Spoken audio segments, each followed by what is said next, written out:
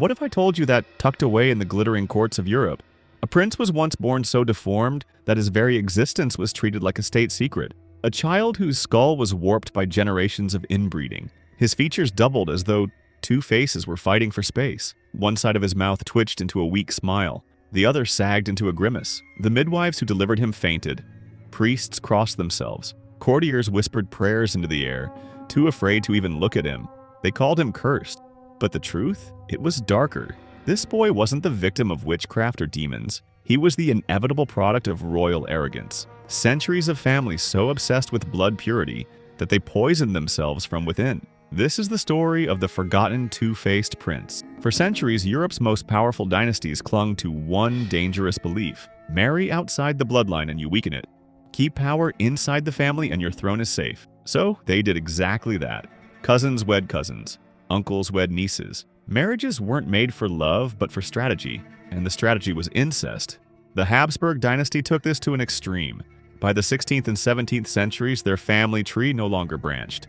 It looped back in on itself.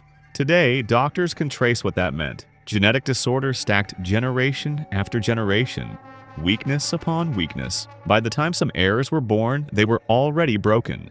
And at the darkest edge of this genetic collapse came a child who horrified even his own family. The boy remembered as the prince with two faces. The exact year has been blurred from history, erased by those desperate to hide it. But fragments of letters from attendants give us a glimpse. After a long, painful labor, a royal heir was delivered into the world. The midwives froze. Some dropped their instruments. One fainted dead away. The baby's skull was oversized, swollen with fluid. His jaw jutted forward, lips unable to close. And then came the most shocking part. His features were duplicated, twisted across his face like nature's cruel joke. One eye sat higher than the other. His nose looked split in two. From one side, he seemed a sickly but ordinary child. From the other, he wore a melted mask that didn't belong to him. Modern medicine calls this craniofacial duplication, an incredibly rare defect, made more likely by inbreeding. But to the 17th century court, there was only one explanation. The child was bewitched. Normally, the birth of a prince was cause for public celebration. Bells rang, trumpets blared, processions paraded through the streets. Not this time. This birth was marked by silence. The baby was hidden away before most courtiers even knew he existed. Royal children were usually immortalized in portraits, their faces symbols of dynastic pride. No artist was ever allowed near this boy. Instead, whispers filled the palace corridors. He has two mouths. One eye never closes. The devil himself lives in his skull. Foreign ambassadors, always the first to be shown an heir, were told nothing. Officially, the child was too ill to appear in public. Privately, he was a grotesque secret, locked away from view. The boy grew but never thrived. His body, battered by generations of incest, was frail, undersized. His swollen head, heavy with fluid, bobbed weakly on a thin neck. Walking on his own was nearly impossible. He shuffled along walls, clinging to furniture, always one stumble away from collapse. Meals were humiliating.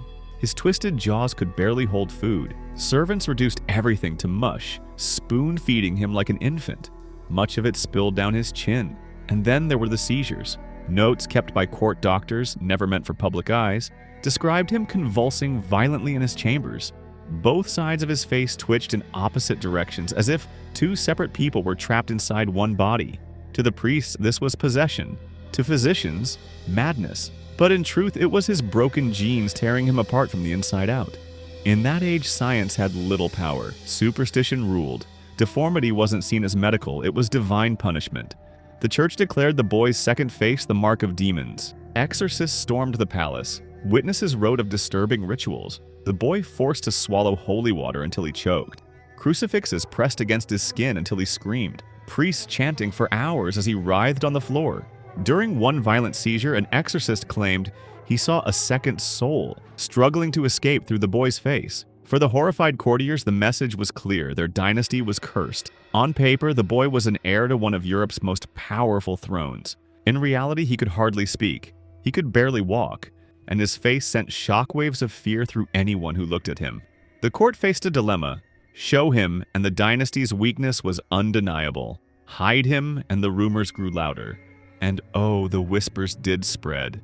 If their heir has two faces, how long can their kingdom survive? Foreign ambassadors pressed for answers. The palace stalled, insisting the boy was simply unwell, but the truth couldn't be hidden forever. Ministers began secret plans to bypass him, already searching for a more suitable successor. The prince's life was brief. Some accounts claim he died in infancy. Others suggest he made it to his early teens, wasting away in locked rooms. When he finally died, his passing was hushed. No funeral procession, no bells, no monuments. His body was buried in secrecy. But doctors, curious and horrified, were permitted to examine him. Their private reports, later leaked, were gruesome. His skull bulged with fluid pressing against malformed brain tissue. His jaws were fused, making speech and chewing almost impossible. Fragments of an extra nose, the faint outline of another eye socket, the beginnings of a second face. One physician recorded the nightmare in chilling words. It is as though two lives began in one body, and neither could finish. The dynasty tried to erase him. Records destroyed, portraits burned, his name omitted from genealogies. But rumors don't die so easily. Whispers of the two-faced prince spread across Europe. For rivals, he was evidence of divine punishment, proof the dynasty was cursed. For ordinary people, he became a grim warning. When the rich and powerful twist nature for their own greed, nature will eventually twist back. He became a symbol, not of strength or glory, but of everything rotten about Europe's ruling houses. Their arrogance, their obsession with bloodlines, their blindness to the suffering of their own children. The prince's miserable life was just the beginning. Within a generation, the dynasty that produced him began to fall apart. Years of inbreeding left its heirs infertile, mentally unfit, or too sickly to rule. And when the line finally collapsed, Europe was thrown into bloody wars of succession. Hundreds of thousands died as foreign powers scrambled for thrones left vacant by kings who couldn't father children. The obsession with purity, the very thing that created a boy with two faces, ended up destroying the family itself. The two-faced prince is more than a grotesque footnote. He's a warning carved into history.